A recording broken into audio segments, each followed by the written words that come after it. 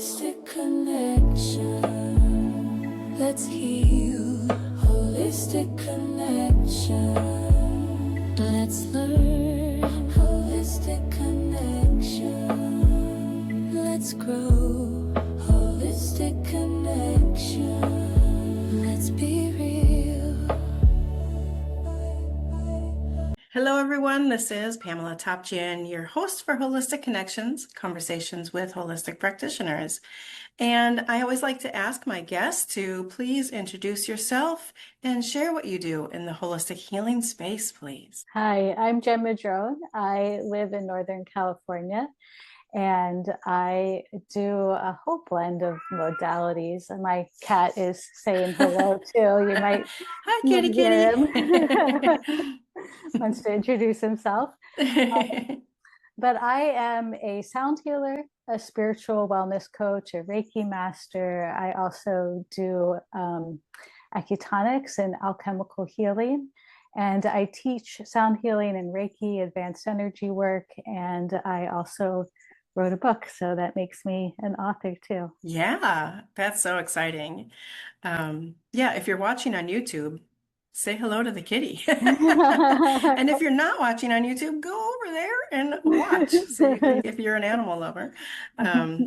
Yeah, so beautiful and really pretty. So I don't know if you do this, and usually I'll ask other questions beforehand, but because the cat jumped in, I'm interested in knowing if your cat responds to sound healing, or if you do Reiki with your cat, or anything that you do within your home, or if your cat comes with you, or how do they respond to that?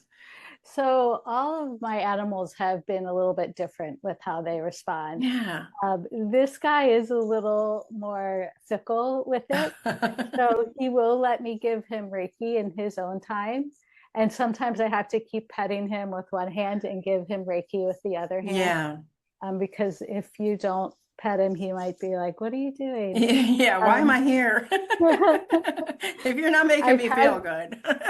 Exactly. I've had Yeah. other cats who loved the tuning forks and loved the sound healing and loved the gongs. And as soon as I started playing, would come running right over. And dogs as well. I find that some dogs really love it. Some are a little more cautious with the sound. But it's really fun just to experiment and play with it. We had a dog that crossed over about a year ago, and I was able to give him Reiki while he was crossing. Oh, nice. Yeah, yeah. Oh gosh, so peaceful. So sound healing and Reiki is not just for people, anybody that can hear, or as I just said that, I'm thinking probably there's so much vibration and energy that even people who might have hearing difficulties would probably get a lot out of the sound healing as well. So, Absolutely. are you working one-on-one or in groups, in person only, or online as well? How do you work with people? All of the above. Yeah. So, I thought that would be the answer. yeah. Good. I do a lot of one-on-one sessions in my office, in person.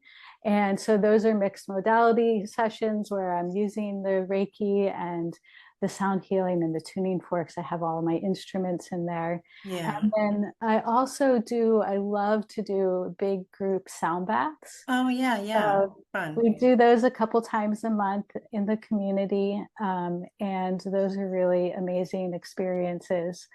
And then sometimes I will do private sessions. Sometimes people will have me come for a special event and do a private sound bath at their house. And then online with the spiritual wellness coaching, I'm not sure if I mentioned that modality, but that is mostly online. And so those are one-on-one sessions for the most part, and I'm incorporating Reiki and energy work as well as the coaching into that as well. Yeah. Speaking of your pet that had crossed over, but I imagine that people who are in hospice, it might be really, really nice for them also to have sort of a peaceful ending, of their life, to have some sound healing or Reiki and that around the ending of their life as well. Absolutely. Yeah. So how did you first become interested in doing this? And was there a start and then like one thing went led to another, or how did you first start and how did you first become interested? There's definitely one thing led to another. Yeah. So I started in my early 20s. So it's been about 30 years in the holistic healing world Hmm. for me. And I started with massage therapy. Ah, yeah. And then that opened the door to Reiki. And really learning Reiki was a very life-changing moment for me. Hmm. And I was dealing with a bunch of health issues. And the homework that I was given at the time and that I give my students is that you do 21 days of self Reiki once you've been Yeah. attuned. And that 21 days changed my life Yeah. because it changed all of my physical health symptoms as well as my emotional and mental states. And so it just set me on that path and really just lit me up and intrigued me about the whole world of energy healing. And so then that led to alchemical healing training and other energy work modalities. And then I would say about 15 years ago, I had someone use the tuning forks on me, Ah, and that was a game changer. I loved it. I felt it immediately, and that then opened the door to sound healing and all of the other things yeah. involved with that. So out of everything that you do, what is probably the most misunderstood or that there's mostly misconceptions around? Or, what kinds of things maybe do you get questioned about? Like, what is that? I would say both the energy work and the sound healing. Okay. I get a Hmm. lot of questions and misperceptions about um, with the energy work and with the Reiki. Like my mom was very hesitant to receive it, and Sure. she would say, "Well, I don't want anyone controlling me or anything Right. controlling me," and that was a really beautiful opportunity for me to step in and share. This is a co-creative process, and I am merely channeling healing energy for you. We're not trying to manipulate you. We're bringing you into balance with Yeah. this energy that's available to all of us. Really, it's life force energy. And once I explained that to her, like, Mom, I'm just boosting your energy field with what's available to all of us. Yeah. And in that way, then she was open to it, and now she loves it. Yeah. How can you not? So Of course. yeah, so I think it's a concept in this world. We are led to not believe in anything that we can't see Right. outside of religion, Hmm. which is interesting. Hmm. And so that's why it's hard for people to kind of comprehend what are we working with, what is really happening. Right. If I can't see Mhm. it or hear it or touch it or whatever, yeah. I mean, you can feel it, but it's an energy feeling. It's Right. not. I would think one of the ways, as far as when it comes to the sound healing, is how different songs make you feel. And if you're at a parade and that marching band comes by, man, you can feel it in your body, or if you're watching a band or an orchestra or a symphony in a concert, you can feel it in your whole body. So it's really interesting to me how different, I don't know, I guess different, I don't know if it's vibrations or if it's the hertz or what it is, but how it can have different feelings for, Mhm. and I don't know if it's sort of universal, like if I play this, everybody in the room is gonna benefit in this way, or if it's more personal or individual. So can you talk about that a little bit?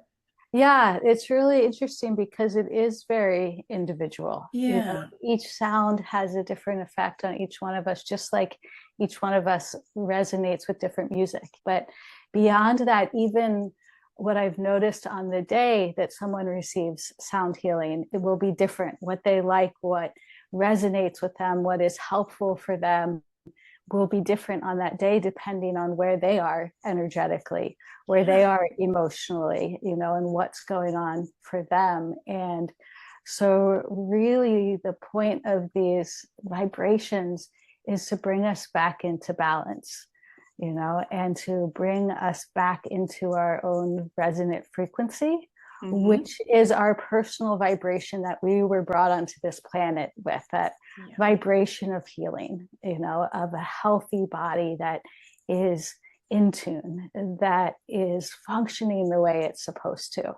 And so it's really always mind blowing to me to see how these frequencies and these sounds are able to do that for people, for myself, for my family, for my clients. Yeah. That's really interesting. That makes sense, though, that it might be different on different days and Mm-hmm. what different times in your life and what you're dealing with in your life, emotionally or even physically or spiritually. Yeah. Yeah, Yeah, that makes a lot of sense. Yeah, thank you for that. So do you want to talk about your book a little bit?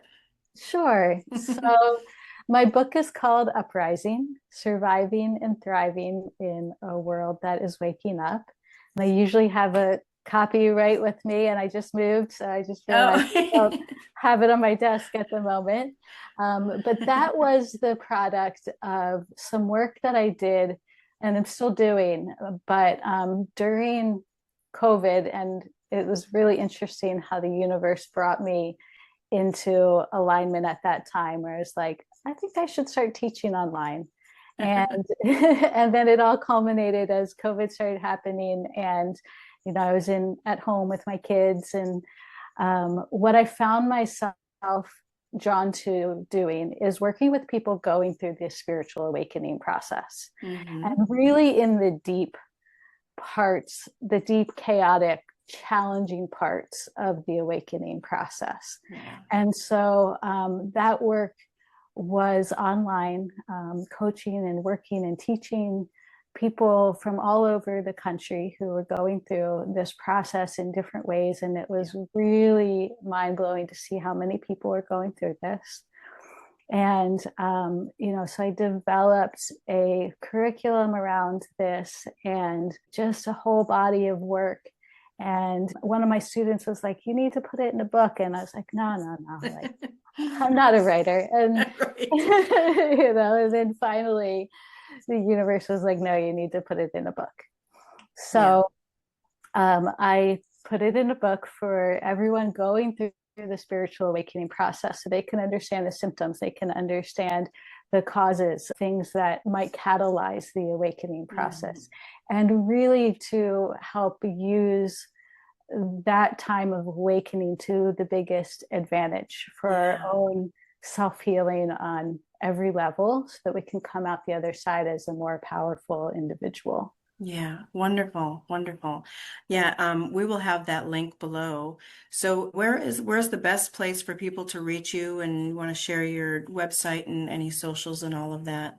Sure. So jenmadrone.com is me. And I think I have a little bit of everything on there. Yeah. So you can find just about everything. The online class that I teach around awakening is on there. My in-person classes that I teach in Northern California is on there. So if you're someone in the Northern California who's interested in learning this work, teaching is my favorite thing to do. And Yeah. if you're up here and want to come to a sound bath, those are just really amazing. And I really encourage everybody to, wherever you're at, to go to a sound bath in person. Yeah. Because I've had so many people who are like, I love sound healing. I listen to it online. It's Mm, really great. And then they come in person and they're like, oh, this is completely different. right. Absolutely. Yeah. Absolutely. Yeah. Yeah, because you get the visceral feeling of Hmm. the vibrations when you're in the room with it, when they're moving through the floor, and then they're able to move through the body and move through the waters of your body, which is really what, hearing it is one thing, feeling it through the whole body Yeah. is healing on a whole nother level. The ones that I've been to have us lay on the floor or even like on just on like mats, like a yoga mat or even like a sleeping bag kind of a thing or whatever. So you're still kind of in touch with the vibrations of the floor where the instruments or the gong and the bowls and that are, although if you're using tuning forks as well, are you like probably walking around the people through that too, or So yeah, I'm doing the same thing with everyone on the floor, and yeah, I am walking around with instruments. yeah, The tuning forks I can't put on the body in a big group, with right. people. It's just too much. So I really use those more in the private session, Sure, yeah. which is really fun because then I can get very specific of what I'm using. Yeah, I can see where that can open that all up. Yeah. Yeah, yeah. So it's fun to work on both levels. If the group energy is amazing, and then the personal one-on-one Yeah. energy is just a lot more specific. Yeah. That much more personal. Yeah. Yeah. And Um, then just to finish your yeah, question, yeah. got on a tangent there. Um, Totally fine. I'm also on Instagram and Uh-huh. Facebook. So Jen Madrone, Instagram, Inner Alchemy, Healing and Sound. Okay. And then if anyone is interested in the book, that's on Amazon, and that's Uprising, Yeah. Surviving and Thriving. And is that also on Kindle? Yeah, it's Yeah. Kindle and also an audiobook form. Oh, okay. Oh, nice. That's awesome. Okay, so we will have those links to your Facebook, your Instagram, your website, and to the book all below. So whether you're listening or watching, please check out the description and the show notes because a lot of people don't, but that's where all the information is. So is there anything else that you would like to share or make sure that people know before we go today? I would just want to encourage people to, um, as they're listening to your podcasts and as they're getting this input of different modalities and this information, that they just trust their inner knowing, that if something resonates with them, don't let your mind talk you out of it.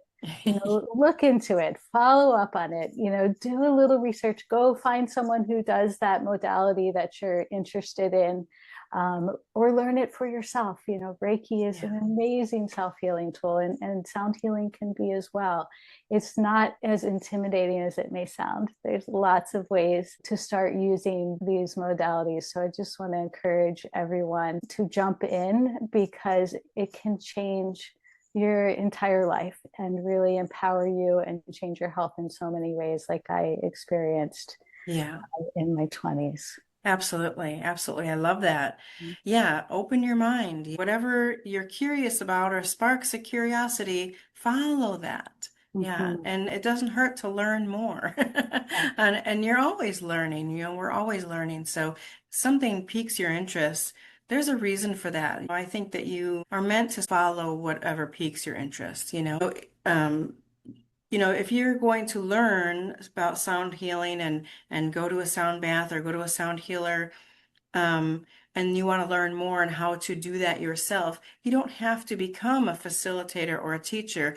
And the same with Reiki. It can be for your own self, your own healing journey, your own spiritual journey, your own self-discovery journey. It can be for you.